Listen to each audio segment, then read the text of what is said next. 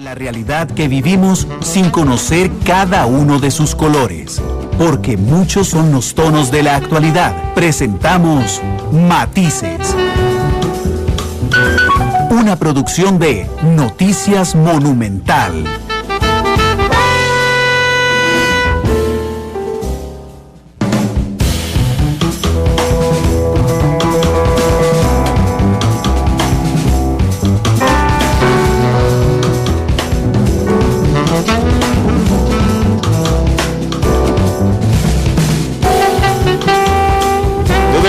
Con 3 minutos, ¿qué tal? Buenas tardes, bienvenidos a Matices, este programa de Radio Monumental, que es una producción del Departamento de Noticias, en el que analizamos los temas que son noticia en Costa Rica y en el mundo. Muchas gracias por estar con nosotros.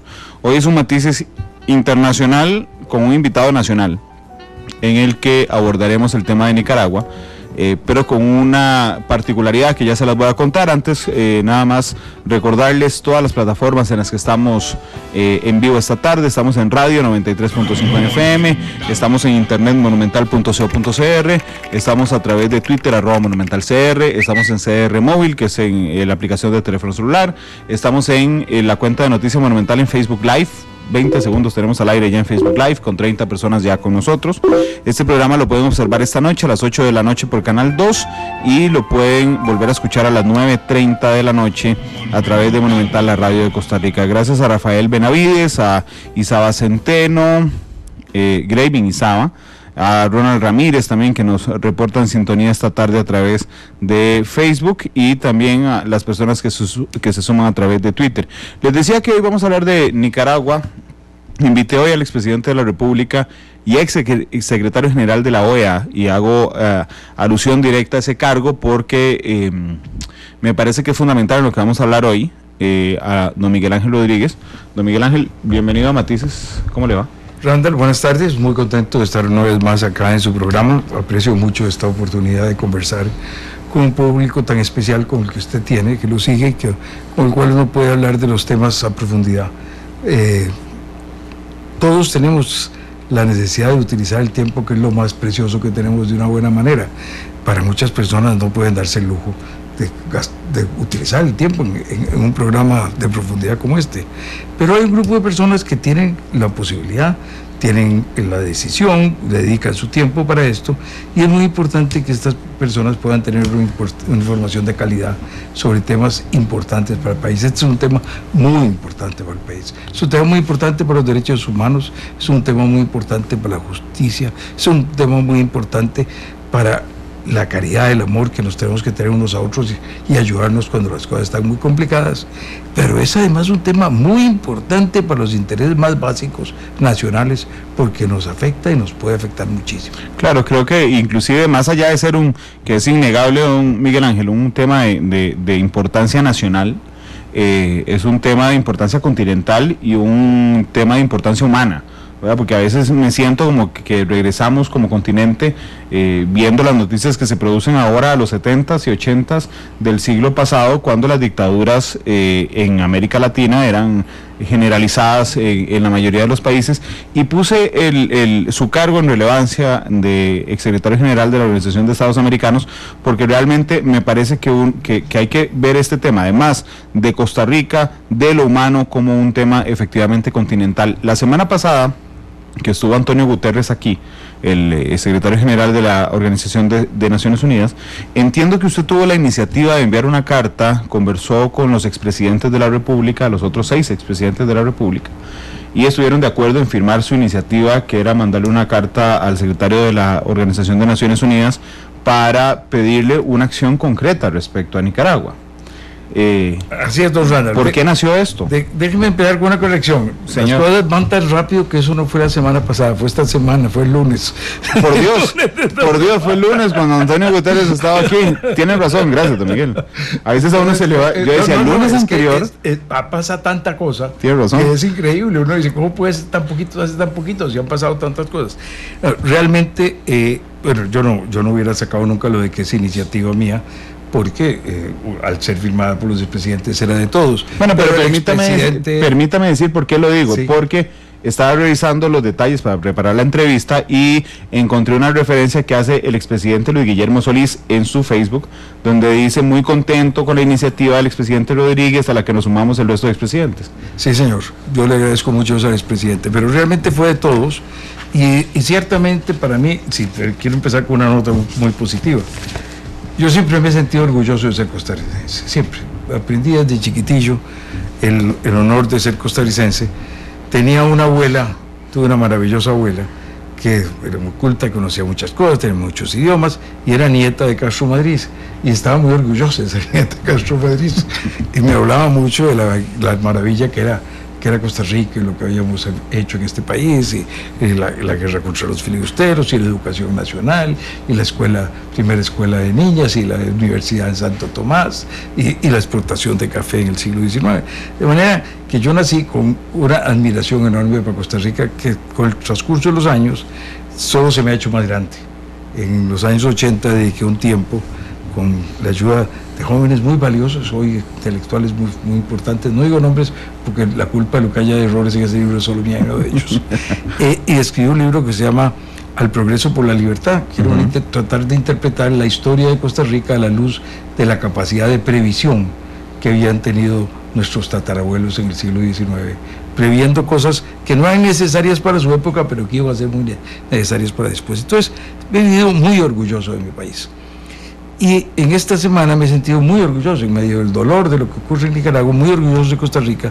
Es un país donde en unas pocas horas es posible que los expresidentes, los 7 de 3 partidos diferentes, que hemos sido adversarios políticos fuertes, que hemos hecho campañas unos contra otros con fuerza, con virulencia, con pasión, nos podemos poner de acuerdo en temas nacionales de interés para el país en unos pocos minutos y nos podemos dirigir en conjunto al secretario general de Naciones Unidas, a don Antonio Guterres. Realmente eso es extraordinario, eso yo no lo he visto en ningún otro lado. Muy rara vez se ponen de acuerdo unos pocos de los expresidentes de un país. Claro. Ponerse los presidentes todos de un país de acuerdo en una cosa como esta es algo que nos tiene que hacer sentirnos orgullosos, y es importante recuperar el orgullo de ser ticos, porque este es un orgullo con el que nos sirve para construir, no solo para estar felices un momentito, decir que dicha que tenemos esto, no. Es por el orgullo que tenemos de que esto nos permite pensar que tenemos la capacidad de ponernos de acuerdo y resolver cosas y hacer cosas. Este es un país que tiene esa capacidad, esa tradición, y es muy importante resolverla. ¿Por qué la carta? Bueno, porque el problema, yo creo que no se le estaba dando la dimensión del tamaño al que puede llegar. Ya es muy serio. Más de 300 muertos es una cosa terrible. En 3 meses. Hombre, que dice que usó esa frase y no que le resulta chocante, como dijo Guterres después, porque ahorita vamos a hablar de los efectos que tuvo la carta, sí. Pero a mí me indignó las declaraciones del secretario general de la ONU, donde dice, es que 300 muertos es chocante. Un muerto es chocante. Un muerto es chocante, 300 muertos es una barbaridad inimaginable, es una cosa de la que uno no puede tener idea. Que un gobierno esté mandando a matar gente para imponerse. Bueno, eso lo hicieron en Venezuela, eso yo lo viví, eso lo vivimos en el año 14, en el año 16 en Venezuela. Eso está pasando de nuevo acá, con más virulencia que un país más pequeño, sí. Con un porcentaje todavía mayor que un país más pequeño. Entonces, eso que es terrible, que estaba ahí ocurriendo, no nos dejaba ver lo que grave que es para nosotros. Yo hace muchos días vengo muy preocupado del tema, de lo que esto puede desarrollar en el tema migratorio. Tenemos que hablar de eso, porque eso tiene muchas aristas. De lo que esto puede desarrollar en el tema económico. Ha habido más de 5.000 furgones que se han paralizado de exportaciones costarricenses. Esto, si sigue, si el gobierno no llega a un arreglo, si después de que el presidente Ortega dice que él no va a adelantar elecciones, que entonces el diálogo es para cualquier cosa, menos para buscar una salida política para el país, entre todas las partes. Cuando él dice eso, uno empieza a pensar, bueno, entonces ¿en qué va a desencadenar esto? En una guerra, en otra vez una guerra en Nicaragua, después de lo que ha sufrido ese país. Y una guerra en Nicaragua, y esta es la parte que lo hace todavía más serio para todos, Una guerra en Nicaragua puede desencadenar guerras en otros países de Centroamérica. Las situaciones no están tan jiji. Hay condiciones difíciles en varios países. Y si se desencadenan guerras en Centroamérica otra vez, ¿qué nos va a pasar con la inversión extranjera? ¿Dónde vamos a generar los nuevos empleos que necesitamos en un país que no generamos el ahorro suficiente y que vivimos de traer el ahorro del extranjero? ¿Qué va a pasar con el turismo? Si empiezan a leer en los periódicos, ya ha estado en el New York Times, ya ha estado en el Washington Post, está en el Miami Herald, ya ha estado en los periódicos europeos el tema de Nicaragua, muy resaltado y con mucho dolor. Bueno, ¿qué pasa cuando empiezan a decir, bueno, Costa Rica, la parte de Nicaragua, una guerra en Nicaragua, los muertos en Nicaragua, vamos a ir allá? No, mejor cancelemos la visita. Entonces, ¿y eso qué efecto tiene? La persona que trabaja de chef, o el que trabaja de cocinero, el que es ayudante de cocina, que trabaja de mozo en un restaurante, el que tiene el campesino que tiene unos caballos y lleva a unas turistas a pasear a caballo en La Fortuna. Quiero decir, por todos lados empieza a generalizarse un efecto que sería terrible para nuestro país, que estamos en medio de salir de una crisis fiscal que no hemos vencido, que no hemos tomado las medidas, estamos poniéndonos de acuerdo, pero no hemos tomado todavía ninguna de las medidas que hay que tomar, y con una economía que viene con un crecimiento muy lento y más bien disminuyendo su crecimiento, con un crédito que ha crecido lentísimamente, cada vez menos en los últimos 11 meses. Bueno, esto es una situación sumamente seria para nosotros. Entonces es necesario despertar y darse cuenta que estamos viviendo condiciones difíciles y que viviendo estas condiciones difíciles tenemos que prever las dificultades más grandes, tratar de evitarlas, eso es lo más importante, tratar de que no se den, pero si se van a dar, estar lo más preparados posibles para que nos causen el menor daño, especialmente a la gente más pobre, que es la que siempre más sufre cuando las condiciones económicas se ponen mal. Permítame aprovechar su experiencia como secretario general de la OEA con una pregunta muy simple, y que esta sí podría resultar chocante, don Miguel. ¿Por qué al mundo no le importa Nicaragua? Porque desdichadamente el mundo es un lugar muy triste. Perdónenme que le dé esa respuesta tan extraña, pero si uno ve lo que ha venido pasando por años en Somalia, lo que está pasando en Siria, lo que está pasando en Sudán del Sur, lo que está pasando en la República Central de África, lo que pasa en el Congo, lo que está pasando en Neymar con este grupo de musulmanes a los que han estado persiguiendo y echándolos y matándolos y sacándolos de su país, lo que pasa en Irak, la gente que se muere atravesando el Mediterráneo tratando de llegar a Europa. Si uno ve estas cosas horribles que están pasando en el mundo, yo digo, hay un país sin importancia que no va a tener ningún impacto en mi vida. Sí. Dice alguien en una ciudad europea o alguien en una ciudad americana. Que no flotan petróleo. No me va a afectar el precio del petróleo, no me va a afectar con esas cosas. Hay otros lugares donde están ocurriendo esas cosas. Qué triste, esto es tristísimo, porque usted dijo algo antes que es la pura verdad, Randall, y es lo que debería guiarnos siempre. Una vida humana es suficiente. Si no hay derecho de violar una vida humana. No hay derecho de violar una vida humana. Somos hijos de Dios, hechos a su imagen y semejanza, hechos para el amor, para amarnos unos a los otros, y no puede ser que tantos siglos después de estar viviendo en el mundo no seamos capaces de mantener la paz, no seamos capaces de encontrar la solución, y que la ambición de poder, la ambición de mando, la ambición de bienes lleve al extremo de que la gente mate por eso. Eso es algo terrible. Pasa aquí entre nosotros. El año pasado tuvimos 12 asesinatos por 100.000 habitantes en el año. Y eso significa gente que salió igual que Ortega a matar. Claro, lo que pasa es que... Pero una cosa es que alguien ilegalmente mate, otra cosa es que alguien use el Estado. Exactamente. Para matar. Eso le iba a decir, es que en Costa Rica, la última vez que un costarricense falleció por motivos políticos...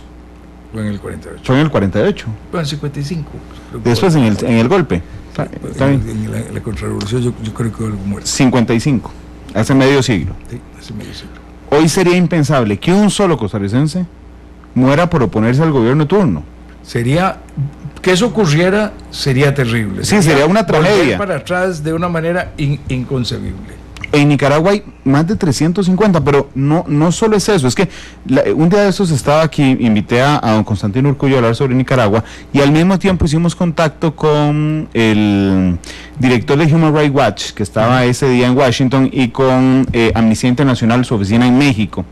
Y entonces, preparando esa entrevista, porque normalmente las guerras para los informes internacionales se convierten en un listado de muertos, ascienden a 320, bueno, pero ese día me di cuenta de algo preparando la entrevista. 215,000 nicaragüenses han perdido su empleo en los últimos 3 meses. Hay 200 personas desaparecidas. Que no se sabe dónde están, y muy probablemente muchas de ellas estén muertas. Seguramente. Muchas de ellas. Hay 350 muertos, entre esos más de 20 niños. Hay más de 2,000 heridos. O sea, cuando uno ve las tomas de Masaya... Hay casas, hay campesinos a los que les han estado aprovechando esto para quitar las tierras. Don Miguel, uno ve las tomas de Masaya, por ejemplo. Eso fue terrible. Y entonces ve a la gente encapuchada, gracias, sí, rodeando los paramilitares, el ejército, que eso no había pasado en los últimos meses, el ejército y la policía rodeando una ciudad, ¿verdad? Entonces uno ve las tomas y uno no sabe si está hablando de Irak, de Afganistán. Estamos aquí, a 600 kilómetros. Bueno, con una parapolicía rodeando un pueblo. Escribiendo uno de mis artículos para la semana entrante, yo decía que estaba ayer escribiendo, esta mañana, diciendo que estuve en la inauguración en el Teatro Nacional de la muy justa celebración que ha hecho la Corte Interamericana de Derechos Humanos de los 40 años de vigencia del Pacto de San José y del establecimiento de la Corte. De vigencia, porque el establecimiento de la Corte fue 11 años antes, 9 años antes, en el 69, no en el 78. Y lo que yo estaba diciendo es que yo no podía dejar de pensar, mientras oía las realizaciones de las Cortes Regionales de Derechos Humanos, del Instituto Interamericano de Derechos Humanos, las ventajas de lo que hemos logrado construir aquí, que mientras estábamos hablando, estaban matando gente a 500, 600 kilómetros. Aquí nomás, aquí en la esquina. Sí, es absolutamente inconcebible, es un dolor inmenso, es una frustración inmensa. Sí. ¿Cómo no podemos tener medidas cautelares en efecto para que eso pare? Bueno, hay mecanismos para hacerlo, pero no hay la voluntad política para aplicar esos mecanismos. De hecho, yo le digo, yo no tengo nada, por supuesto, contra Antonio Guterres, pero cuando Costa Rica anunció que venía el lunes el secretario general de la Organización de Naciones Unidas, a mí se me despertó esa alerta de suave, algo viene, porque era el lugar más cerca en el que estaba Nicaragua. Y entonces nos pusimos a averiguar, y entonces con esa ansia periodística de decir, sí, voy por buen camino, para algo viene. Entonces dicen, viene el jueves, y dice, ahí está, para algo viene extraordinario. Bueno, mi enorme decepción es cuando logro confirmar efectivamente que viene el jueves, porque se fue para Manuel Antonio y para Monteverde. Yo entiendo que el secretario general de la ONU tenga derecho a vacaciones. A mí lo que me parece impensable desde la lógica humana es que el líder de la organización más grande del mundo esté ya no a 600, sino a 300 kilómetros de Nicaragua, mientras había 14 muertos en Nicaragua ese mismo día, y entonces entra uno en una frustración de decir, y ahorita hablamos de la OEA, de decir, bueno, al mundo no le interesa Nicaragua. Pero yo no entiendo qué otra preocupación pueda tener la OEA, por ejemplo, que no sea Nicaragua y Venezuela en este momento. Bueno, y eso de que al mundo no le interesa Nicaragua, podríamos replicarlo en cosas más terribles. Al mundo no le interesa Sudán del Sur, ¿sí?, donde las muertes son terribles, 2 ejércitos masacrando, metiendo a los chiquillos en el ejército, a los 12, 13 años llegan a los pueblos, se los llevan para meterlos en el ejército de uno de los dos bandos. Yo tengo mucha información sobre eso, de una actividad de los hermanos de la Salle que hay en esa zona, y un hermano australiano postea, ¿no?, información de las cosas que pasan. Bueno, y de lo que está pasando en la República del Centro de África y en Congo, y lo que está pasando, lo que ha venido pasando en Somalia, lo que pasa en Siria, lo que pasa en Irak, y lo que pasa en Palestina. Sí, estamos viviendo una época terrible en que, si uno ve las estadísticas, y entonces lo terrible es ver los números, ¿sí?, si uno ve los números, dice, bueno, desde que hay informes de las muertes por guerras, son los números más bajos desde que se lleva el registro. Estamos viviendo el periodo de los números más bajos, pero es que esos números bajos son inaceptables. Sí. Porque estamos en una época en que tenemos información, en que tenemos conocimiento. Claro, entonces, antes de entrar lo veamos el tema de Naciones Unidas, porque también hay que ser justo de que el problema es muy complicado. ¿Cómo hacen para entrar con cascos azules a todos estos lugares? ¿De dónde salen los cascos azules? ¿Quién los pone? ¿Qué país los pone? Cuando yo llegué a la OEA, una de las cosas que más interés tenía era el trabajo en Haití. Y una de mis alegrías era que los cascos azules eran Brasil, fundamentalmente, que había puesto el ejército para tratar de poner orden en Haití. Y eran entonces latinoamericanos los que estaban trabajando para poner orden y resolver ahí las cosas. Pero ¿de dónde saca la OEA, las Naciones Unidas, ejércitos de intervención, el financiamiento, el pago de ellos? Los países no queremos ni pagar las cuotas a los organismos internacionales, sí, ni pagar las cuotas a los organismos internacionales. Y después pretendemos que tenga los ejércitos que no tiene para poder poner orden en todos lados. O sea, el problema es muy serio, muy complicado. Y entonces, en medio del enojo, necesita uno necesita cabeza fría para equilibrar eso. Que es una cosa muy complicada. No puede mandar los cascos azules inmediatamente a cada lugar donde ocurre un problema, porque no hay manera de hacerlo. Ni siquiera el gobierno de Costa Rica puede mandar a todos los lugares donde están vendiendo drogas a controlar la venta de drogas. Que el problema que por supuesto es un problema mucho menor que lo que está ocurriendo con un gobierno matando gente. Pues, si a usted le parece, entonces sí pasa. Sí, no, pero quedémonos en la ONU un instante, Miguel, porque vamos a ver, el Consejo de Seguridad de la ONU tiene un papel fundamental en esto, ¿verdad? Que está integrado, le recuerdo a nuestra audiencia, por los ganadores de la Segunda Guerra Mundial, Inglaterra, Reino Unido, Estados Unidos, Francia, Rusia y China. Hay 10 miembros más que se llaman miembros no permanentes, que disculpen la simpleza, son miembros de mentirillas, porque realmente cualquiera de estos 5, con que vete cualquier resolución, queda frenada. Entonces uno sabe que si cualquier país, Estados Unidos, se le ocurre mañana llevar este tema al Consejo de Seguridad y dice, bueno, yo quiero que tomemos una decisión y una resolución sobre Nicaragua, yo quiero recordarles que hace un mes Rosario Murillo, la vicepresidenta del país, autorizó la entrada de 80 militares rusos a Nicaragua. Lo más seguro es que Vladimir Putin dé las órdenes para vétemela cualquier resolución que venga de Nicaragua y quedamos en cero. Lo que me parece que resulta inútil, ya no solo por entender la complejidad de los cascos azules, sino que resulta inútil la diplomacia en neutralizados en cero los países que están en el Consejo de Seguridad. Bueno, sí y no. Hay casos en los que se logra, digamos en el caso de Corea del Norte, a pesar de la cercanía de Corea del Norte con algunas relaciones con China y con Rusia, y que los dos están en el Consejo de Seguridad, Estados Unidos logró en muchas ocasiones lograr que se le pusieran sanciones en los últimos años antes de la reunión de Trump con Kim. Entonces, ciertamente hay momentos en que se puede lograr. Puede ser que se pudiera lograr, y ojalá que se pudiera lograr. Evidentemente, en este momento, si uno lo va a intentar, le dicen, no, primero vaya a lo regional, resuélvalo regionalmente, para eso están los órganos regionales, y después vengamos a las Naciones Unidas. Entonces, hay una cierta lógica en que primero se te trate de ver en Naciones Unidas. Pero sí, es cierto, el veto es un problema muy serio. La existencia del veto, muchas gracias, la existencia del veto hace que las cosas sean muy difíciles de lograr, pero a veces se pueden lograr. A pesar del veto, Estados Unidos logró que Naciones Unidas allá en los 50 le autorizara la guerra en Corea. Sí. Por ejemplo, hay momentos en que se pueden lograr ciertas cosas. Y en un caso como si Putin y Trump se hablan por teléfono, lo resuelven. Esos dos son amiguísimos, pero sí, es extrañísimo. Alguien un día eso me decía, el mundo se volvió loco, y podríamos pensar que el mundo se volvió loco, efectivamente. Pero la última pregunta sobre la ONU, ¿qué le pareció la respuesta? Porque todos los medios internacionales estaban atentos a lo que Antonio Guterres dijera en Costa Rica, y dio unas declaraciones que a criterio de uno, si depende el medio que usted siga, ve diferente. Por ejemplo, la crítica en la mayoría de medios americanos era que había sido muy flojo respecto a Nicaragua.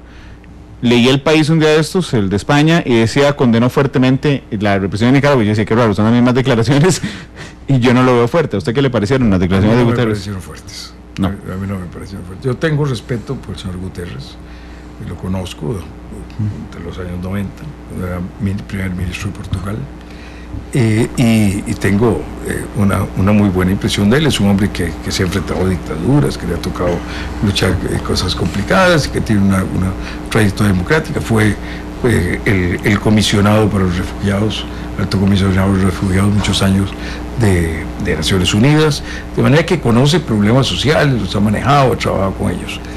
Y yo entiendo que tienen que tener un manejo con mucho cuidado. Todas las cosas el secretario general de las Naciones Unidas tiene que manejarla con mucho cuidado. Es una posición en que el poder es muy limitado. Es mucha exposición y muy poco poder, por lo que usted decía del Consejo de Seguridad y por la importancia de las naciones. Pero sí me pareció que fueron flojas. Me pareció que frente a la situación en que estaba y estando en Costa Rica, debió haber sido de mucho mayor fuerza su llamado al gobierno de Ortega y Murillo. Y estando en el aniversario, que tenían que hacer. Y estando en el aniversario de la Corte Interamericana de Derechos Humanos. Saludos a Mauricio Arevalo, que nos saluda desde Dallas, desde donde nos está observando a través de Facebook Live. Manuel González Torres, que dice saludos a Miguel Ángel. Douglas Argüello dice, cuesta que respeten la diplomacia. Primero está la dedocracia, más con Trump. Dice Emma So, gracias también. Neira Carrillo, muchas gracias por el reporte. José Vega también, que le manda un saludo, por cierto. Carolina Barrientos, Tita Elizondo, gracias de verdad a todas las personas que nos acompañan a través de Facebook Live y también a través de Twitter, donde mucha gente también nos cuenta, como Andrés Núñez, como Brenda también, que está con nosotros a través de esas redes sociales. Hablemos de la Organización de Estados Americanos. Ahora sí, yo entiendo que a nivel mundial hay muchos conflictos abiertos, hay muchos incendios prendidos y hay pocos bomberos. Exacto. Esa es una manera muy buena de ponerlo. Bueno, muy gráfico, le agradezco. Pasé pensándolo durante los últimos 30 minutos también. Pero en el continente, ya ahí sí, yo digo, un momento, la OEA está para actuar. Y yo no creo hoy, que la OEA tenga dos preocupaciones más fuertes que Venezuela y Nicaragua. No hay otra más. Bueno, Haití sí siendo un problema en la conciencia de América terrible, un problema muy serio, pero los problemas de violencia inmediata más fuertes están en Venezuela y en Nicaragua. Y ciertamente la actuación de la OEA pues nos deja mucho que desear. A pesar de contar con un secretario general que ha demostrado un valor, inicialmente en el caso de Venezuela y ahora en los últimos tiempos en el caso de Nicaragua también, muy fuerte de exponerse muy de frente, muy sin defenderse, sin aislarse, sin acorazarse frente a los problemas. Se ha lanzado abierto a señalar los problemas, a estudiarlos, a investigarlos, a denunciarlos y a tratar de buscar actuación de los países. Pero nos ha costado mucho tener la actuación de los países. Primero fue el caso venezolano. El caso venezolano es más difícil que el caso nicaragüense. ¿Por qué? Porque el caso venezolano tiene el petróleo. El petróleo le da a Venezuela una riqueza tan grande que esa riqueza le permite, perdónenme que sea grosero, comprar amigos. Compra votos. Compra amigos. Y esa situación, gente que dice, no, yo por mi país, yo primero mi país y después lo demás, y yo por mi país, aquí me están dando un petróleo a un precio más barato y yo puedo tener esto financiado y puedo tener ventajas con esto, pues yo no me voy a arriesgar a que me quiten esto. Que la verdad es que en este momento Venezuela no debería darle a ningún país cuando tiene la situación de necesidades humanitarias dentro de su país, y yo no sé si ya son 3 o 4 millones de personas que han salido de Venezuela porque no pueden vivir en su país, de manera que es un crimen que esté dándole petróleo a nadie, ni precios subsidiados a nadie, tampoco a su propia población, donde llenar el carro de gasolina un año debe costar menos que una botella de Coca-Cola. Que un atún, salió en el estudio de la BBC de Londres, salió una nota a la BBC de Londres la semana pasada, que en Venezuela usted escoge o compra un atún o llena un mes seguido el carro de gasolina. Sí, es absurdo. tiene cosas absurdas. Eso es lo que pasa con estos sistemas. Bueno, entonces el caso de Venezuela fue mucho más difícil.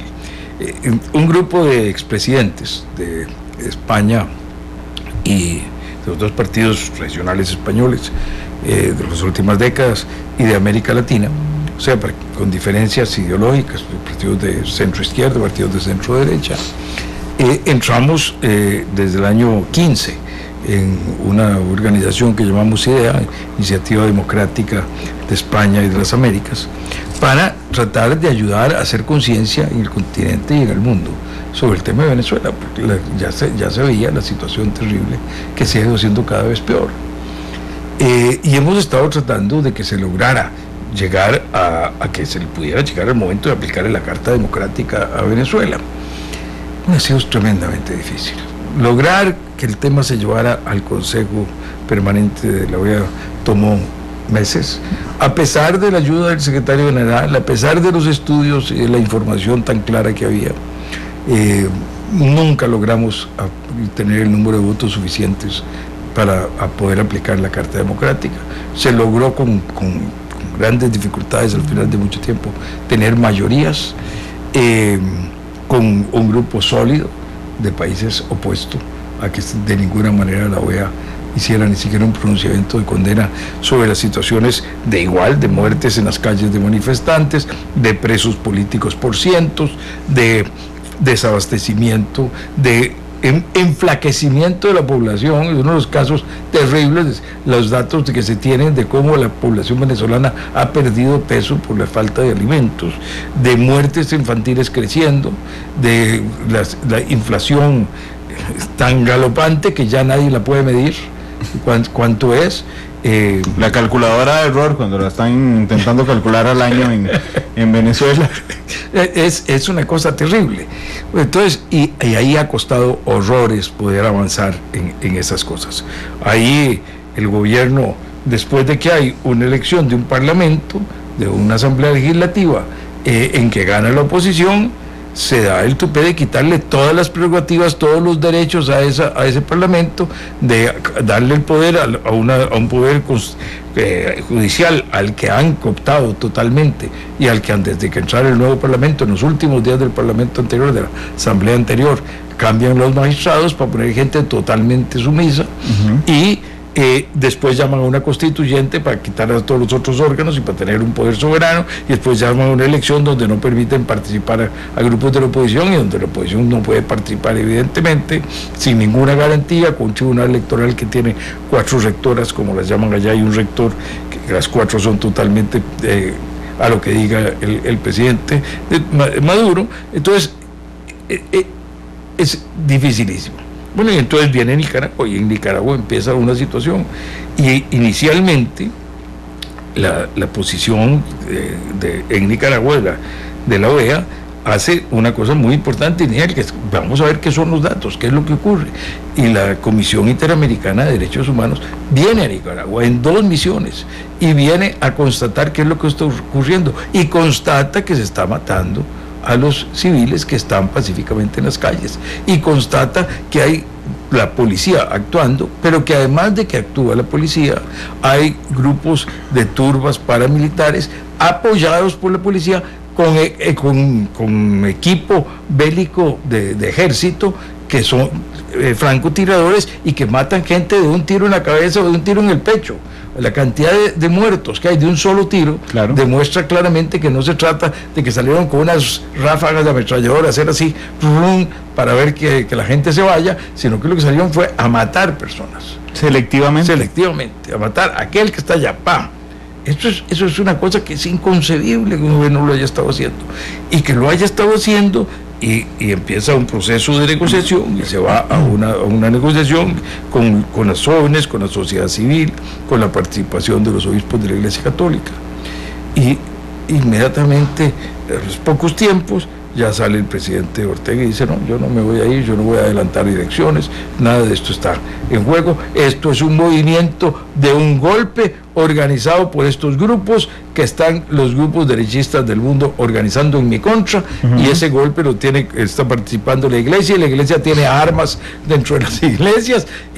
Es una cosa realmente absurda. Aparecen esas imágenes, usted me dice, de Masaya y en Monimbó, donde se ve a los soldados con estos paramilitares dándose la mano y abrazándose con los rifles en las manos, así, y dicen, no, esos son los enemigos, esos no son de la policía, esos no están con los sandinistas, esos no son organizados por el gobierno, esos son enemigos que nos están tratando de botar del gobierno. Entonces, es una cosa absolutamente... Yo no sé si usted oyó el discurso de Denis Moncada, el canciller nicaragüense en la Asamblea General de la OEA.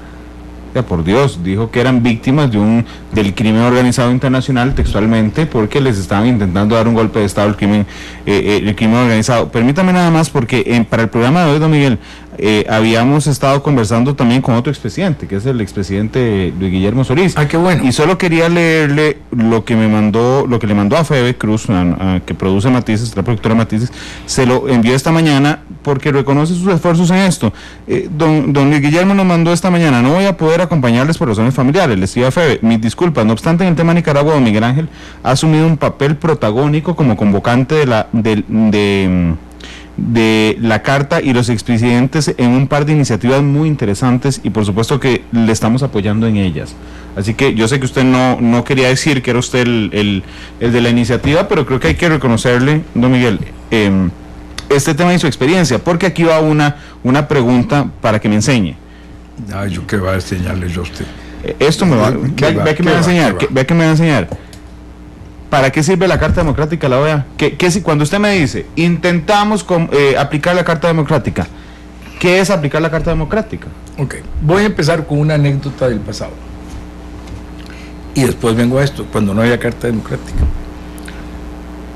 Cuando en uno de estos afanes democráticos, porque esto no es cosa nueva mía, yo estuve en una época ya en los finales de los 80s con mesas en la Avenida Central recogiendo firmas para pedir la liberación de algunos presos políticos de Cuba. Estuve metido con el grupo frente a Noriega cuando las elecciones que después nos arrebató Noriega y nos echaron los dos en las calles de Panamá. De manera que he tenido una vocación por defender la democracia desde siempre. Y después de que vino lo de la burla de las elecciones que había ganado Endara y Ricardo Arias Calderón y Ford, después de ese golpe tan duro, yo me moví con algunos países de América Latina en que tenía algunos amigos y pude hablar en algunas cancillerías. Y mi preocupación era, miren, señores, tomemos los latinoamericanos esto en las manos. Es muy importante que la solución sea una solución nuestra. No dejemos que esto se nos vaya a las manos y la solución no vaya a ser nuestra. No logré entusiasmar a nadie que quería moverse para a nivel de la OEA tomar algunas medidas frente al régimen de Noriega que era inaceptable que pudiera seguir y que había que lograr alguna manera de resolver el tema, que además era un tema de seguridad para el canal, que era un tema muy complicado y no podíamos dejar que pasara. Recuerdo otro antecedente más viejo. Perdóneme, pero eso no, por favor. Para que pongamos que lo que yo voy a decir después tenga sentido. Cuando yo era estudiante en Berkeley, sacando mi doctorado, vino la invasión de 1965 a República Dominicana. Yo tenía una beca de la AID, de la Organización de Ayuda Internacional de Estados Unidos, y yo renuncié a la beca. Yo renuncié a la beca porque yo sentí que aquello era un acto que rompía lo que yo estaba esperanzado de que era que los Marines habían desaparecido de América Latina y que ya esas épocas tan feas del pasado, esas intervenciones americanas habían desaparecido. A mí me dolió muchísimo esa intervención en República Dominicana. Le escribió al secretario de Estado Dean Rusk de aquella época, que por cierto me contestó la carta. Ajá. Y así me dijo que yo estaba muy equivocado, que mi gobierno estaba a favor de la intervención y que había mandado 30 policías para que hicieran las funciones de tráfico en Santo Domingo, y que el embajador de Costa Rica en la OEA era de los que apoyaba más fuertemente el movimiento, y gracias a Dios me mantuvo la visa, que era lo que yo le pedía. Déjenme la visa para poder terminar mis estudios. La universidad me resolvió el problema económico, me dio un puesto de asistente del profesor y pude entonces terminar mi doctorado. De manera que yo tenía estos antecedentes de la preocupación de intervenciones directas que rompan con el sistema interamericano. Por eso fuimos tan fuertes Costa Rica, junto con Perú y Canadá, en establecer la Carta Democrática. ¿Por qué? Porque tenemos la Carta Democrática y podemos decir, los golpes de Estado no se dan solo cuando un militar desde un cuartel depone a un civil que está en la presidencia, sino que se dan también cuando un gobierno, aunque sea electo, llega e impide que funcione la asamblea, que impide que funcione el sistema de votaciones, rompe los derechos humanos, mata a la gente, impide que la cosa funcione, ahí también sea un golpe de Estado, ahí también se ha roto la democracia. Y establecer la Carta Democrática, es decir, que el sistema de derechos humanos de nuestro continente incluye el derecho humano a vivir en democracia. Eso es una cosa muy importante, es algo que solo existe en Europa y en América. Y es algo que es un derecho humano que hemos venido construyendo. El derecho internacional y el derecho es difícil de construir y de manejar, y el internacional es más difícil porque no tiene un órgano policial permanente que le dé el soporte, lo que decíamos antes, de las Naciones Unidas. Pero ¿qué pasa si logramos que, digamos, en el caso de Nicaragua, que es el paso siguiente que yo creo que deberíamos obtener, otros más, hay uno muy importante que ha propuesto el presidente Arias, otros más se deberían dar si logramos que se llegue al punto en que ya se obtuvo en estos días, hace 2 días, la votación en la OEA con 18 votos y solo 3 en contra. Bueno, pero tenemos que llegar en este momento se me fue, si es 60 o 2 tercios, 60%, 2 tercios de los votos. Creo que son 21 votos lo que se necesita, faltan 3 votos para poder aplicar la Carta Democrática en el artículo 21 y decir, Nicaragua, usted se ha portado tan mal en esto, está haciendo tal violación de derechos humanos que no puede seguir en este momento siendo parte de este foro, está suspendida. Eso le da a todos los países de la región una posibilidad muy clara, es un llamado, es una apertura para que todos, incluyendo Estados Unidos, Canadá, México, Brasil, países que tienen fuerzas importantes para tomar decisiones financieras y de muchos otros tipos, para decir, vamos a entrar a resolver este problema de una manera mucho más fuerte que la que se podría hacer por acciones unilaterales. Es más, las acciones unilaterales nosotros no debemos propiciarlas, debemos defender el multilateralismo, somos los países en conjunto los que debemos tomar las medidas, pero eso requiere que los americanos, latinoamericanos y caribeños nos pongamos la mano en el corazón y actuemos de acuerdo con lo que es la verdad y la justicia, y no que le demos la espalda a los estudiantes, a los niños, a las mujeres, a los hombres de Nicaragua que están muriendo por defender la democracia. He visto un par de comentarios esta tarde porque nos está viendo mucha gente a través de Facebook Live, a través de Twitter y escuchando a través de la radio, que han puesto, ¿por qué Estados Unidos no invade Nicaragua? Okay. Justamente que Estados Unidos invada Nicaragua es una salida unilateral, violatoria del derecho internacional, además, contraria a las buenas relaciones de Estados Unidos con América Latina, nos echaría años atrás en la construcción de relaciones internacionales decentes en América. Sería terrible. Sí. Así como pueden invadir, para el caso de Nicaragua, después pueden invadir porque Costa Rica, una empresa que estaba aquí perdió un juicio y no le gustó a alguien, a un senador muy fuerte, no le gustó que haya perdido ese juicio y se mueve y logra que vienen y entran unos marines por Limón. Dios guarde, nosotros no podemos pedir eso. Tomémonos en nuestras manos, seamos valientes, no le digamos a otro que nos defienda. No es que quiero decir que vayamos nosotros. No, lo entiendo, pero es que es una salida multilateral. Pongámonos de acuerdo los latinoamericanos, los caribeños, en trabajar para resolver estos problemas. Pero entonces, explicándole en ABC, y le agradezco mucho los 2 ejemplos que nos puso Miguel, la Carta Democrática es este documento que primero conceptualiza qué es un golpe de Estado. Entonces desaparece el criterio de que solo cuando el ejército se levanta y quita al presidente, sino cuando el mismo gobierno electo popularmente pierde su rumbo y viola la institucionalidad de un país. Ok, esa es la primero que hace. Y lo segundo que hace, que creo que es el artículo 21, es se suspende de la OEA. Se puede suspender de la OEA en una votación especial que requiere un número calificado de votos, porque es una decisión muy seria. Así se suspendió Honduras. Así se suspendió Honduras. Ok, cuando un país se suspende de la Organización de Estados Americanos por la Carta Democrática, y usted me dice, hay países como Brasil, México, Canadá, Estados Unidos, que tienen más fuerza porque ya ahí hay una decisión multilateral de suspender. ¿Cuáles son esas medidas coercitivas que se pueden tomar? Una de las más importantes hoy día en el mundo de hoy son las financieras. Ok. Sí, hoy día a través de la banca internacional se maneja una cantidad de recursos, un país se queda limitado a que el gobierno no pueda actuar ahí, eso le controla muchísimo y hace que el gobierno se pierda la fuerza para seguir arriba. Claro, porque no puede pagar nada. No puede pagar nada. Todo se paga por bancos de Estados Unidos. Sí, así es. Entonces ahí hay una medida muy importante. Otra medida es un embargo de armas. Un embargo de bienes, solo se le deja entrar lo que sea para alimentos de la población o lo demás, pero no pueden entrar armas, no pueden entrar municiones. Al cabo de un tiempo, aunque Venezuela y Cuba y aunque Rusia y China quieran venderle armas a Ortega, que yo no sé si van a querer ya en esas condiciones, pero aunque quisieran, se les puede impedir que lo hagan. Y entonces ahí entra una posición en que se acaba también la fuerza del gobierno para seguir haciendo estas barbaridades, porque se queda sin el armamento y la munición para seguir actuando de esas maneras.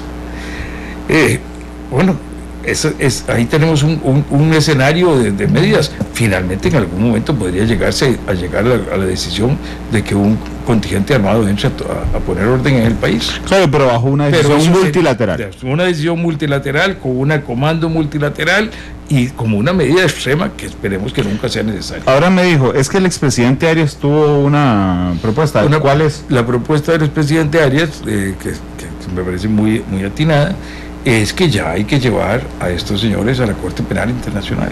Okay. Que hay que empezarles a abrir el caso de que se den cuenta de que si siguen en este tipo de acciones van a responder internacionalmente por los delitos de genocidio que están haciendo. Aquí tengo una pregunta de derecho internacional, aunque Nicaragua no reconozca. Está bien, yo no sé si Nicaragua es firmante o no de la Corte Penal Internacional, no lo sé. La verdad es que debería haberlo sabido y no lo sé. No, creo que no, y no es porque yo lo sepa gratuitamente, sino porque el otro día se lo pregunté al representante José Miguel Vivanco de Human Rights Watch, y me dijo, no, Randall, es que, me dijo, Nicaragua no es firmante. Bueno, si Nicaragua no es firmante, a mí no me gustan esos países que no son firmantes, por algo no son firmantes. Sí, claramente. No me gusta tampoco, Estados Unidos no sea firmante tampoco.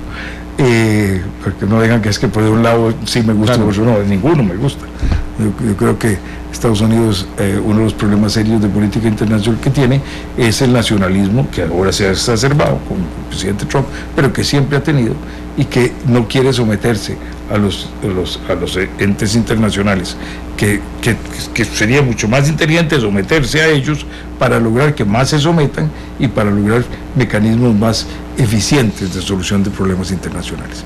Pero aunque no sea eso, pero se le puede seguir el juicio y si viaja, si se va a un lugar... Cuando pone un pie afuera de Nicaragua... Ahí le cae. De hecho, don Miguel, también quería explorar ahora sí el tema de los refugiados. Para mí realmente es muy doloroso, y sé que me critican por esto, cuando alguien dice no dejemos entrar más nicas, que es la frase más común, porque un día de eso hicimos un Matices con ACNUR, con la directora de Migración también, y entonces en la investigación de ese programa resulta que me doy cuenta, existe la Convención de Ginebra, que se genera después de la terrible Segunda Guerra Mundial, ¿verdad? Y entonces la Segunda Guerra Mundial, entre lo poco que uno podría rescatar de sus consecuencias, una es la creación de la Organización de Naciones Unidas, sin duda alguna como tal. La otra es la Convención de Ginebra, que habla específicamente de los refugiados, y yo aquí quiero hacer una diferencia.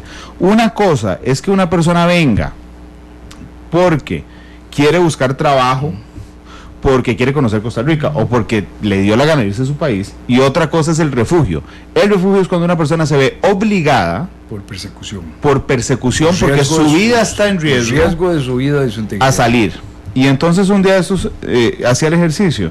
Bueno, si yo soy un nicaragüense que vive en Masaya, tengo cero interés político, tengo 2 hijos y yo sé que si me quedo en Masaya mi vida y la de mis hijos corren en riesgo, y no tengo plata, porque además soy parte de los 215,000 nicaragüenses que acaba de perder su trabajo, ¿qué opciones tengo? O salgo hacia Honduras, El Salvador, cruzo más hacia Guatemala o Costa Rica. Y atraveso todo México para ver si logro llegar a Estados Unidos. Ok, y todo México, sí. Sí. Ok. ¿Cuál destino escojo? Don Miguel, lógicamente escogería Costa Rica. Por supuesto. porque ahí tiene una frontera enormemente porosa, logro llegar a Peñas Blancas o a la oficina de migración en San José, me presento con mis 2 hijos y digo, señores, vengo a solicitar refugio. Y entonces lo que he intentado explicar estos días es que Costa Rica no puede escoger no dar refugio. Si una persona cumple con los requisitos de refugio, Costa Rica está en la obligación de darle refugio. No es que mañana podemos decir, no vamos a dar más refugios, eso no se puede hacer. Entonces eso nos genera un enorme reto, y es, vamos a recibir un montón de refugiados, ¿qué hacemos? Pues no solo refugiados, Randall.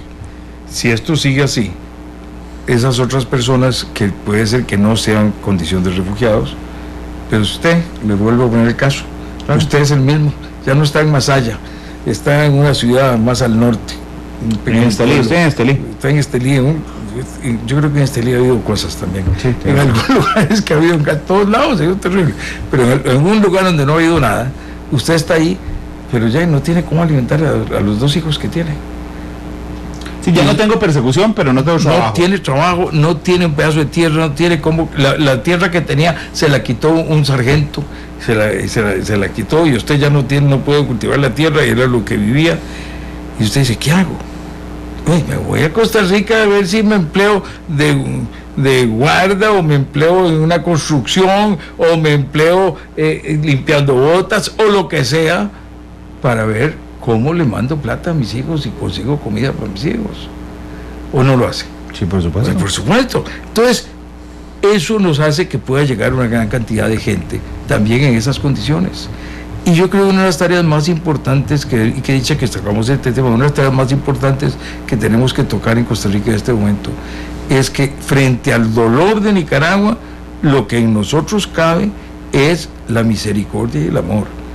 Miren, señores, nada nos podría pasar peor que, además de que hubiera ese problema en Nicaragua, los nicaragüenses que vengan acá y que se vean en esas terribles condiciones, lo que reciban es una gente que les exprese odio o xenofobia, que no los quiera, que los maltrate, que eso es terrible.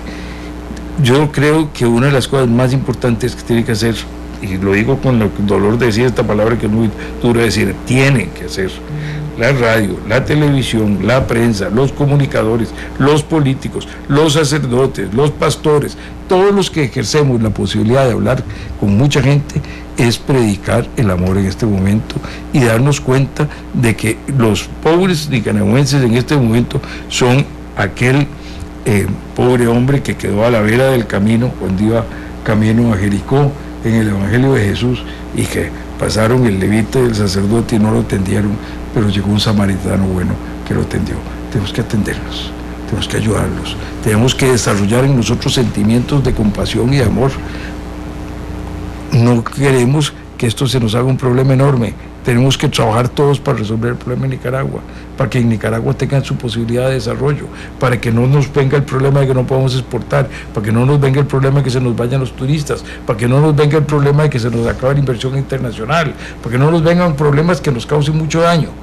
Pero también tenemos, mientras tanto, que darle el apoyo y la ayuda a esta pobre gente, que si usted, además de tener esa situación de que no tiene comida para sus chiquitos, tiene un primo que ya está viviendo en Costa Rica y le dice, no, venite, Randall, venite para mi casa, ahí en frente a la tele yo tengo un mueble, ahí te dormís sentado. Claro. Pero yo te recibo en mi casa, porque eso está pasando, eso es lo que va a pasar. Ya tenemos tantos aquí, gente que ya ha hecho su vida con nosotros, que ya muchos de ellos son costarricenses, claro, pero que hay que atender a sus parientes. ¿Y quién nos puede culpar? Es que ¿quién nos va a culpar? Es imposible. A mí me duele un poco algunos comentarios. Realmente yo admiro su positivismo y su esperanza pese a los golpes que le ha dado la vida a don Miguel, permítame decírselo al aire, porque Orlando González nos pone, cerremos las fronteras como se hace en otros países. Eso dice Orlando. Más abajo. Don Orlando. Estados Unidos no ha podido cerrar la frontera. Estados Unidos, con el ejército más poderoso del mundo, el ejército de Estados Unidos es más poderoso y es más grande que, no sé, los 4 o 5 ejércitos siguientes más grandes del mundo. Y no ha podido cerrar su frontera. Vamos nosotros a poder cerrar la frontera. Digamos cosas, pensemos, que sí, cerremos la frontera. Sí, yo cerro la frontera, pero Orlando, usted tiene hambre. Sus hijos tienen hambre, su mujer está muriendo de hambre, y usted se va allá por Zapoá, o se va más hacia el Atlántico, o se va a través nadando el río San Juan, y aparece en un lugar y va caminando y llega aquí. y en algún lugar se encuentra para buscar trabajo y va a llegar a ver cómo se defiende, cómo cerramos la frontera. No es tan fácil, lo que tenemos que hacer es evitar el problema en Nicaragua. Lo más importante que tenemos que hacer es darnos cuenta de cómo eso nos afecta, y entonces, y yo tengo que decirlo también, Randall, no me puedo ir esta tarde sin decirlo, yo estoy muy satisfecho del trabajo que ha hecho el gobierno de Costa Rica en los últimos 4, 5, 6 días sobre este tema. En la OEA, en la reunión de CELAC, sí, en las declaraciones del presidente. A mí me parece que la canciller ha hecho un trabajo extraordinario en este tema en particular. Muy bueno, y a mí me alegra reconocerlo. Le voy a decir más. Yo tenía mis dudas de cómo va a reaccionar este gobierno por ciertas posiciones, sí, claro, ideológicas del PAC en el pasado. Me daban mis dudas. Inclusive en el gobierno anterior. Yo no lo voy a poner a pelear con el gobierno anterior, pero en posiciones contra el gobierno anterior me parece que esta administración, y se lo reconoció el otro día a la canciller Campbell, ha sido muchísimo más fuerte. Que tenemos que reconocérselo y admirárselo. Y el problema que tiene es muy serio. El problema de migración es un problema muy serio, y todos debemos ayudar. Yo he estado convocando hacia esto, y creo que todos en los medios de comunicación tenemos que hacer una campaña para resaltar: los nicaragüenses son nuestros hermanos, son nuestros amigos. No es que tenemos que hacer que se le pierdan los puestos a los costarricenses, pero en una situación en que las condiciones sean de una emergencia, vamos a tener que sacar lo mejor de nosotros mismos para ayudar a todos. Claro, de hecho, no lo voy a poner a responder todos los comentarios, pero quiero leerle un par para que vea la reacción que genera esto. A nosotros nos pasó el día que hicimos el programa con ACNUR. Víctor Ari dice: ¿cuál amor? ¿Y a mí quién me da de comer si viene un Nica y me quita el trabajo? Carolina Barrientos: ellos eligieron a Ortega y a sus anteriores gobernantes, más bien déjense de cosas. Rodrigo Chocón dice: refugiados, qué difícil, hay que mantenerlos, inclusive a los que se vinieron desde hace mucho tiempo atrás. Víctor dice: no más Nica, nos están robando Costa Rica. Dice, ya le voy a decir, no somos Estados Unidos. Rodrigo dice: entonces démosles el país y para que vivan aquí. Vean, explotó realmente la cantidad de gente, y yo no quiero responderle a cada uno. Lo que pasa es que lo que yo percibo en algún momento, y eso me duele tremendamente, y pueden criticarme abiertamente, pero todos somos seres humanos, y lamentablemente los seres humanos surgieron antes de las fronteras. Por supuesto. Entonces yo hoy no podría sentarme en este micrófono, realmente no, soy incapaz de hacerlo, de sentarme a pedirle a la gente que bloquee el acceso a un ser humano que está pasando hambre, que está viendo a sus hijos, o que no sabe si su hijo de 17 años, don Miguel, o 18, va a salir hoy marchando y no va a regresar a la casa. Así es. Yo quiero decirte, Randall, que yo sé lo negativo que es esto. Cuando el huracán Mitch azotó Nicaragua y Honduras muy fuertemente, en mi gobierno hicimos una amnistía y le dimos situación de papeles de residencia a más de 160,000 nicaragüenses que había en el país, y el costo político fue enorme. Yo caí en popularidad. Claro, la gente va a regalarle. Caí tremendamente, pero eso era la única manera lógica de evitarle los problemas a los trabajadores costarricenses. Tener gente que no tiene posición definida no contribuye a la seguridad social, no paga sus cosas, va y trabaja ilegalmente, entonces va y trabaja por un sueldo mucho más bajo que el salario mínimo, le quita el trabajo al costarricense en eso. Si les das una posición y equiparas la tabla, lográs que eso no ocurra. Entonces, al final era la mejor medida para los costarricenses. Pero yo entiendo que esto provoca en Costa Rica, en Estados Unidos, en Alemania, en Francia, en Croacia, en todos lados, provoca una sensación de repulsa, porque, amigas y amigos, en griego antiguo, la palabra enemigo y extranjero es la misma. O sea, la historia que traemos en los genes es que el extraño, el diferente, el que viene de otro lado, es un enemigo y nos puede hacer daño. De la época en que los tribus eran muy pequeñas, la gente se enfrentaba una con otra, todo eso lo traemos en nuestra historia, en nuestro cuerpo, en nuestra carne. Entonces es entendible que haya ese sentimiento, pero que haya ese sentimiento no me quita a mí la obligación de venir a decir lo que yo creo que es lo mejor para el país, Y lo mejor para el país es evitar la xenofobia, lo mejor para el país es evitar los odios y los malos deseos para los demás, lo mejor para el país es que tratemos de ayudarnos unos a otros cuando hay situaciones difíciles. Y eso hay que enfrentarlo. ¿Qué es lo que yo estoy tratando de hacer? De lograr que haya la fuerza internacional y que el gobierno trabaje en eso para resolver el problema en Nicaragua y que los nicaragüenses se queden en Nicaragua, por supuesto. Sí, y es que veamos el problema en términos macros, don Miguel, que a mí también es, y eso me parece gravísimo de lo que pasa en nuestro país. Uno no puede respetar las leyes y los convenios internacionales solo cuando le convienen a uno. Sí, por supuesto. Digamos, tendría que respetarlo siempre. Entonces, si Costa Rica hace uso del derecho internacional cada vez que a Ortega se le ocurre meterse ahí la calero, y vamos a la Haya y celebramos todos juntos que ganamos el caso, pues cuando los convenios internacionales, como el convenio de Ginebra, nos obliga a hacer algo, pues hay que aceptarlo porque también lo usamos para lo bueno. Porque entonces cuando vemos en términos generales, nosotros no podemos decirle no, simplemente legalmente no podemos decirle no a la población nicaragüense. Entonces tenemos un reto grande, es sostener la seguridad social y el empleo pese a la llegada de miles de personas que están huyendo de Nicaragua. Mantener las exportaciones costarricenses, que el tercer socio comercial, el segundo socio comercial de Costa Rica es Centroamérica. Así es, 23% de nuestra exportación. Imagínate, todo pasa por Nicaragua. Pero además, Randall, una cosa muy importante, es la industria que no es tan sofisticada de las zonas francas, que va para afuera y que utiliza una mano de obra más especializada. Es la industria que utiliza una gran cantidad de la mano de obra que nos cuesta más emplear. Sí. De manera que el costo de tener desempleo en ese sector es más socialmente más doloroso.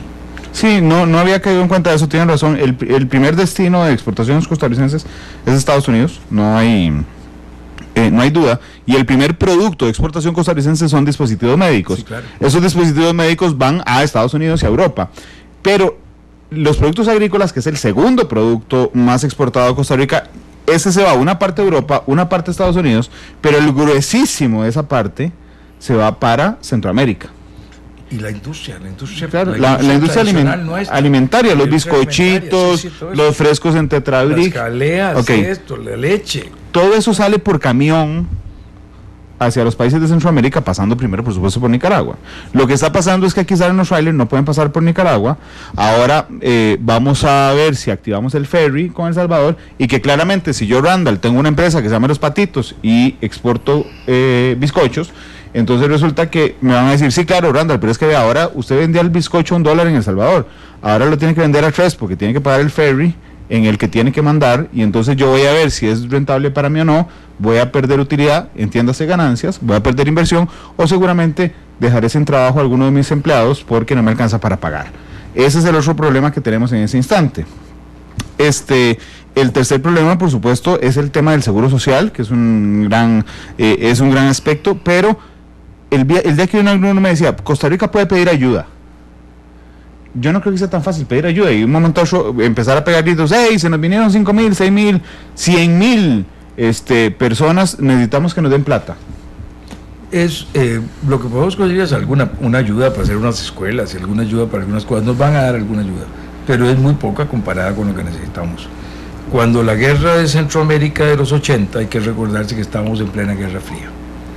Esa Guerra Fría hacía que Costa Rica era un lugar muy importante para Estados Unidos de defender. Y fue la época en que veníamos saliendo de la gran crisis por no haber resuelto los problemas fiscales que tuvimos a principios de los años 80. Y con esa gran crisis, durante los 80, recibíamos $1 millón al día de ayuda. $1 millón al día de ayuda. Hoy, ni lejos, podríamos conseguir la ayuda de esas dimensiones. Por eso hoy, para los costarricenses, resolver el tema en Nicaragua es tan importante. Por eso para nosotros esta vez esto que está pasando en Nicaragua es tan trascendental, porque los efectos pueden ser mucho más duros.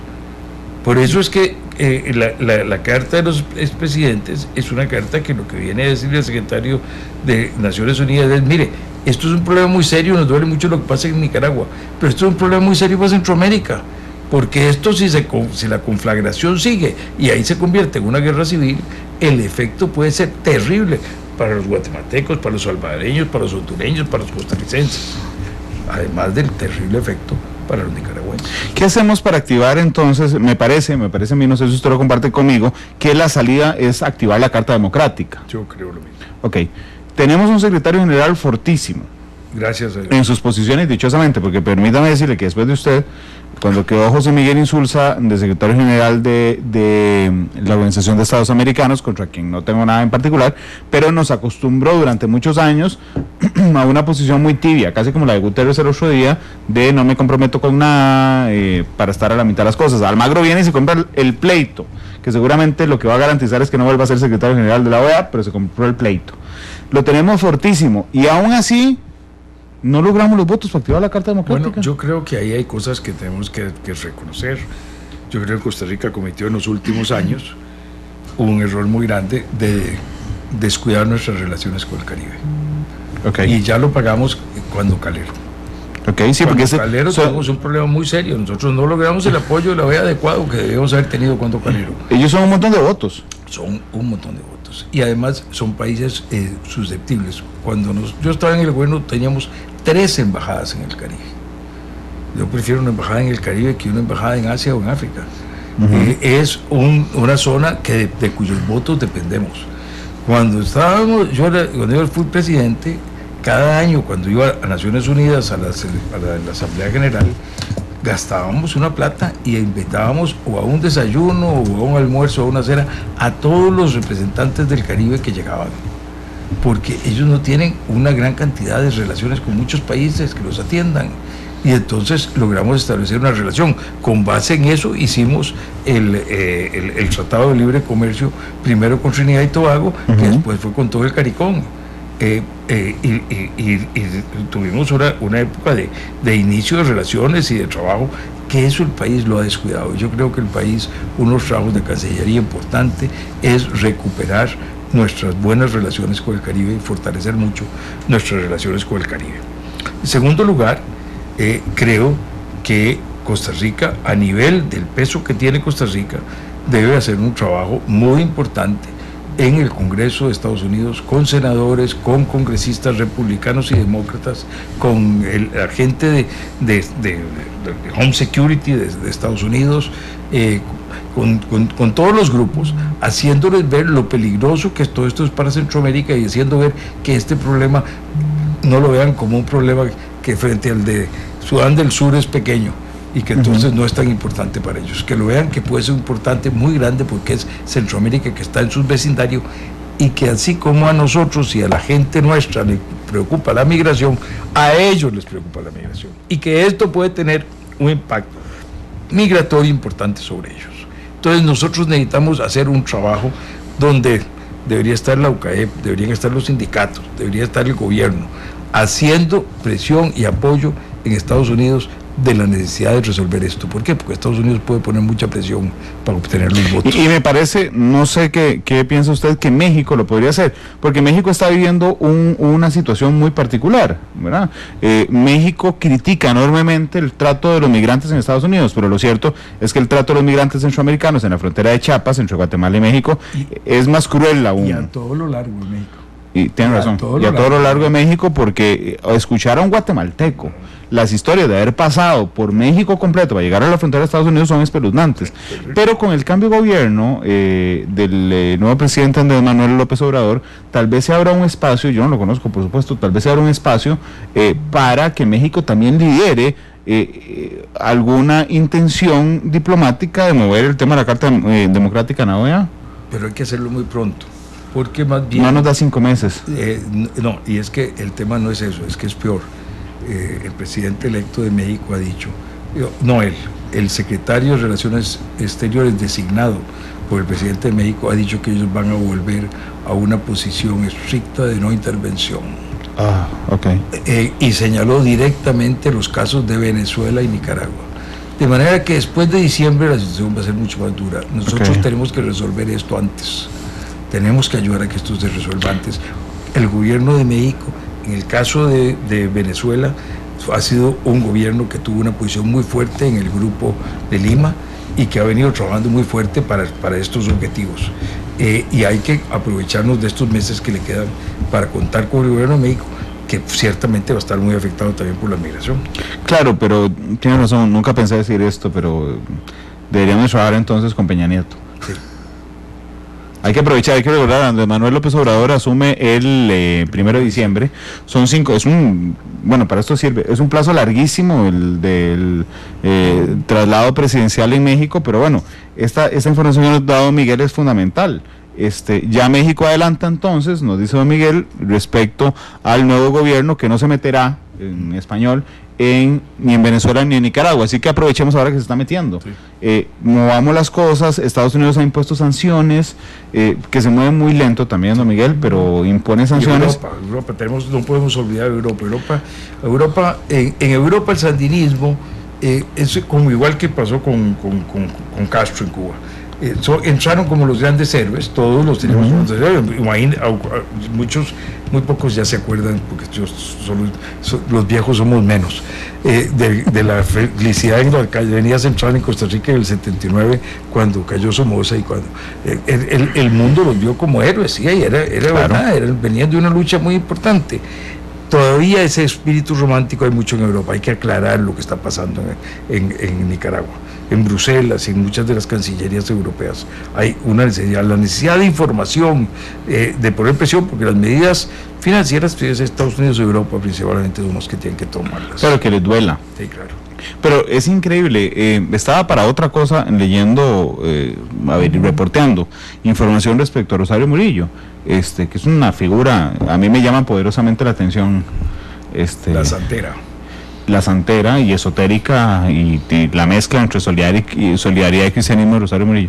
Yo no sé por qué tengo esa debilidad, o sea, a mí siempre me gustan las figuras como, entonces me pongo a buscar información sobre Adolfo Hitler, sobre Judas Iscariote, sobre Rosario Murillo, sin que ninguna coincidencia sea clara en esos tres aspectos.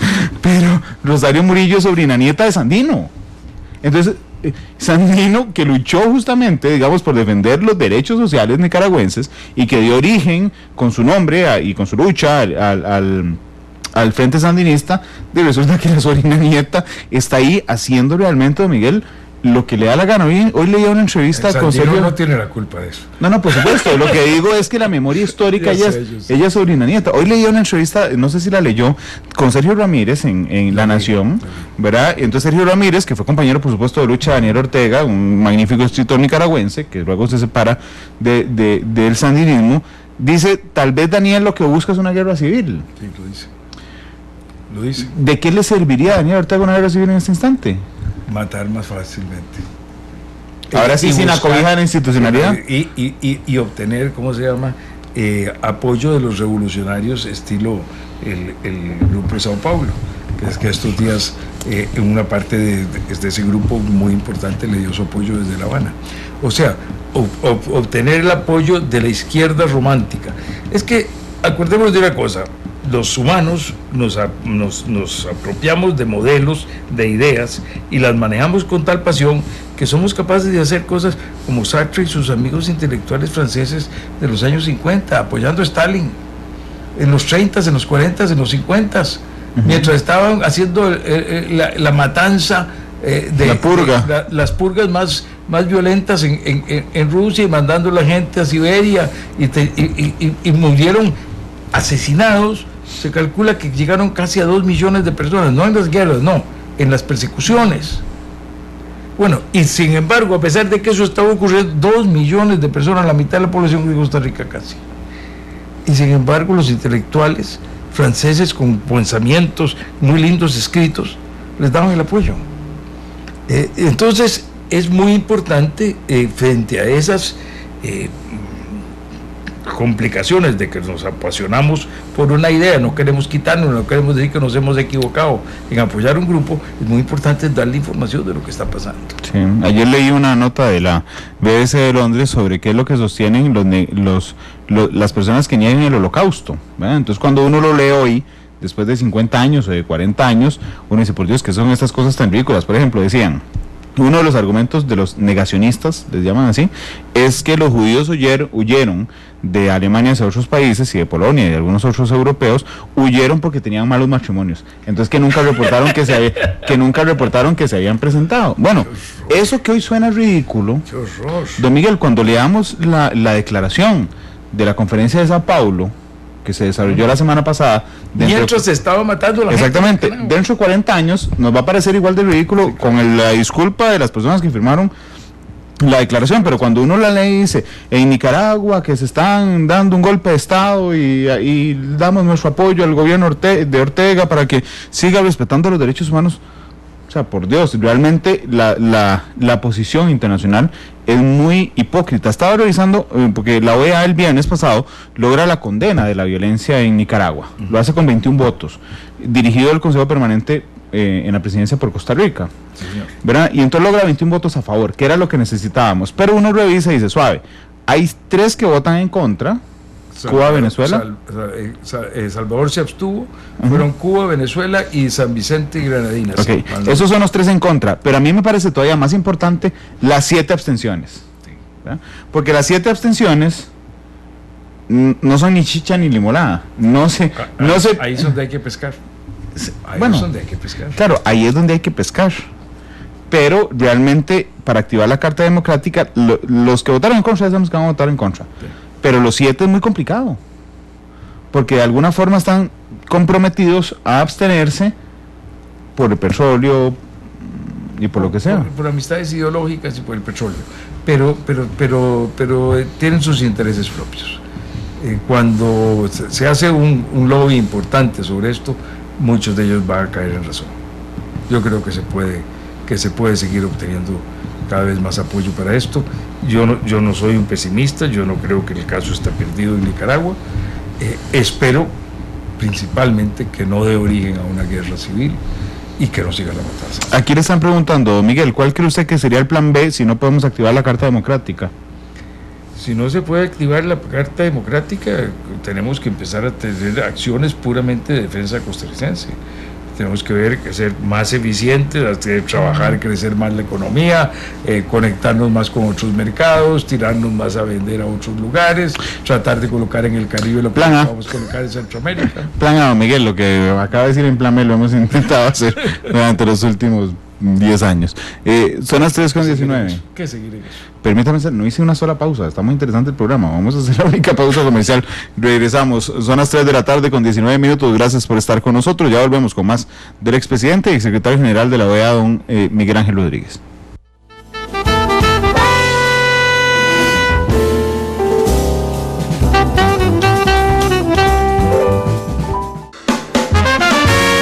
Porque la realidad tiene muchos tonos, matices.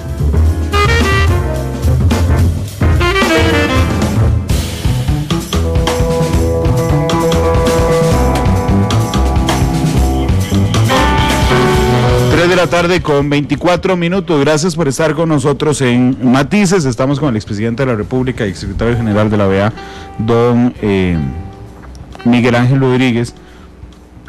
Don Miguel, ahora sí, ya en términos concretos, ¿cómo genera, qué puede hacer Costa Rica para mover intereses, por ejemplo, de los países caribeños? Nosotros, ¿qué podemos hacer? ¿Qué puede hacer nuestro cuerpo diplomático? ¿Cómo podemos presionar a Estados Unidos para que se meta más? ¿Qué hacemos? Bueno, yo creo que en primer lugar lo que se ha venido haciendo por la canciller, por el presidente, por la embajadora de Naciones Unidas en Ginebra, que han venido trabajando muy adecuadamente, planteándole al mundo las consecuencias de esto, lo que es, el tamaño que tiene, lo que significa, para que no lo reduzcan a un problema terrible, pero solo ahí, esto es un problema terrible de Centroamérica, y que puede ser un problema terrible para toda América Latina, y que puede provocar movimientos migratorios muy grandes. En segundo lugar, creo que la sociedad costarricense debe compenetrarse de que esta es una situación en que necesitamos ayudar a que se resuelva. Y eso quiere decir que los grupos empresariales costarricenses deben estar muy cerca con los grupos empresariales centroamericanos, haciendo ver la necesidad que tenemos todos de influir en Europa, en Estados Unidos, en México, en los países de América Latina y del Caribe, para que todos pongamos de nuestra parte para tratar de llegar a esa solución. Creo también que Costa Rica debe hacer un esfuerzo más importante frente a Estados Unidos, frente a Canadá, frente a Francia, frente a Alemania, frente a Inglaterra, frente a los entes de la Unión Europea en Bruselas, para hacer ver la magnitud de esto, los problemas que esto significa y la necesidad de que haya una solución, no solo por el elemento importantísimo de las vidas humanas que están en juego, sino por el impacto que esto puede tener en el bienestar de los centroamericanos. Me parece que ahí esa es la línea más importante de trabajo. Permítame el último minuto del programa para hacer una pregunta que es muy poco común para los costarricenses. ¿Qué piensa usted del papel del ejército en Nicaragua? Bueno, yo creo que el ejército puede tener una función muy importante en una salida. El ejército, evidentemente hay gente del ejército que ha estado metida en esto, los paramilitares estos, o parapoliciales como los llaman, o las turbas. Debe haber gente del ejército sin uniforme, los que están metidos ahí en esos tiradores que matan de un balazo en la cabeza o de un balazo en el pecho. Pero institucionalmente han logrado mantenerse como si estuvieran a un lado. Y a mí me parece que eso es importante aprovecharlo para que el propio ejército pueda ser una fuerza importante que con la presión del ejército, de los grupos empresariales, de los grupos sindicales, de los grupos campesinos, le ponga tal presión al gobierno que obliguen a Ortega a buscar la solución. No es porque él va a querer, pero pueden obligarlo a que busque la solución. Yo no recuerdo si se lo había planteado usted ya en el pasado, pero una de las complejidades que yo veo en Nicaragua es que cuando usted era presidente, usted tomaba una decisión, don Miguel, y en todos los periodistas decíamos, vamos a preguntarle a la oposición, y vamos a ir a preguntarle a Liberación Nacional. Hoy el presidente Alvarado toma una decisión y vamos y le preguntamos a la oposición. En Nicaragua, Ortega toma una decisión y usted dice, ¿a quién le pregunto? Quiero resumir con esto, no hay oposición política. La destruyó. Igual que Somoza trató siempre de destruir la oposición y que tenía sus manos metidas en todos los partidos políticos, ¿sí? Igual lo han hecho y tienen hoy día un Congreso donde las representaciones en el Congreso en la mayoría son del frente, pero las que no son del frente están muy dominadas. Claro, pero por ejemplo, mañana amanece en Cuba Ortega y Rosario Murillo, vamos al escenario. ¿Quién asume Nicaragua? Ese es un problema que mucha gente lo ve como muy complicado. Yo ese no lo veo tan complicado. ¿Por qué? ¿Por qué? Porque los vacíos de poder se llenan. Ahí aparece una persona del ejército que llena un puesto, y una persona del sector privado que llena otro puesto, y una persona que viene de un sector académico y toma otro puesto. Como lo llenó Daniel. Sí, en el 79. Exactamente. Don Miguel, muchas gracias. Siempre es un placer tenerlo en el programa. Y de verdad, un mensaje a mis compatriotas. Yo entiendo el nacionalismo, yo entiendo la xenofobia, yo entiendo la desconfianza, yo entiendo que no queremos que nos quiten puestos de trabajo. Pero con eso no construimos con el corazón, la misericordia y el apoyo al que está pasando un mal rato. Son las 3:29. Carlos Mejía Godoy nos despidió hoy el programa con una canción nueva, porque así como Carlos Mejía Godoy le cantaba a los sandinistas, hoy le canta a los estudiantes que se han levantado allá en Guatemala, en Nicaragua. Jóvenes de Abril. 3:29, hasta luego a las 7, la tercera emisión de Noticias Monumental. Feliz tarde.